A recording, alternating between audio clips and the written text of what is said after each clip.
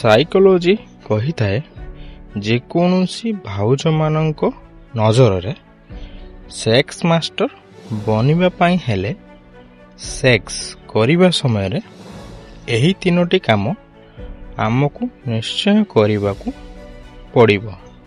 ତାହା ହେଉଛି ସର୍ବପ୍ରଥମେ କମ୍ ସେ କମ୍ ଅଧଘଣ୍ଟାଏ ପର୍ଯ୍ୟନ୍ତ ସବୁ ଅଙ୍ଗ ସହିତ ରୋମାନ୍ସ କରିବାକୁ ହେବ। ଦ୍ୱିତୀୟରେ ତାଙ୍କର ବିଆକୁ ଜୀଭ ଲଗାଇ ଭଲ ଭାବରେ ଚାଟିବାକୁ ପଡ଼ିବ। ତୃତୀୟରେ 5ରୁ 6ଟି ପୋଜିସନରେ ଧୀରେ ଧୀରେ ରହି ଗେହିବେ ଆଉ ଦେଖିବେ ସେହି ମହିଳା କେମିତି ଆପଣଙ୍କର ଦିବାନୀ ହୋଇଯିବେ। ସାଇକୋଲୋଜି କହିଥାଏ ମହିଳାମାନଙ୍କ ସହିତ ସମ୍ଭୋଗ କରିବା ବହୁତ ଜରୁରୀ ହୋଇଥାଏ, ଏଥିପାଇଁ ଯେ ତାଙ୍କ ଶାରୀରିକ ଓ ମାନସିକ ଥକା ଦୂର ହୋଇଥାଏ।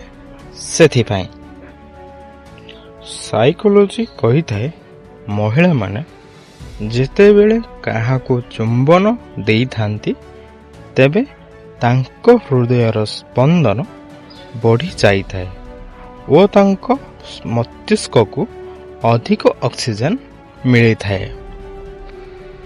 ସାଇକୋଲୋଜି କହିଥାଏ ଝିଅମାନଙ୍କ ଅପେକ୍ଷା ମହିଳାମାନଙ୍କର ବାଳ ଓ ତ୍ୱଚା ଅଧିକ ଚିକିଣା ଏଥିପାଇଁ ଦେଖାଯାଇଥାନ୍ତି ନା ମହିଳାମାନେ ନିୟମିତ ଭାବରେ ସେକ୍ସ କରୁଥିବା କାରଣ ପାଇଁ।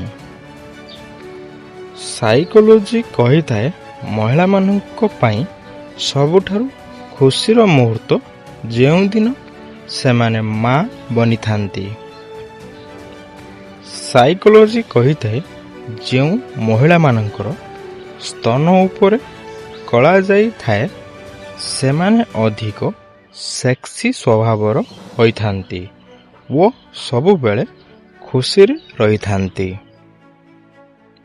ସାଇକୋଲୋଜି କହିଥାଏ ଯଦି ଆପଣ ଗୋଟିଏ ଖୁସି ଜୀବନ ଜିଇବାକୁ ଚାହୁଁଛନ୍ତି ତେବେ ଏହାକୁ ଗୋଟିଏ ଲକ୍ଷ୍ୟରେ ବାନ୍ଧି ଦିଅନ୍ତୁ, ଲୋକମାନଙ୍କ ସହିତ ନୁହେଁ।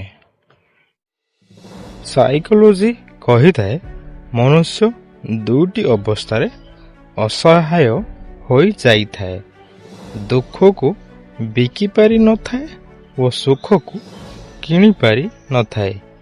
ଏହି ଦୁଇଟି ଆମ କମି ଅନୁସାରେ ଆମକୁ ପ୍ରାପ୍ତ ହୋଇଥାଏ।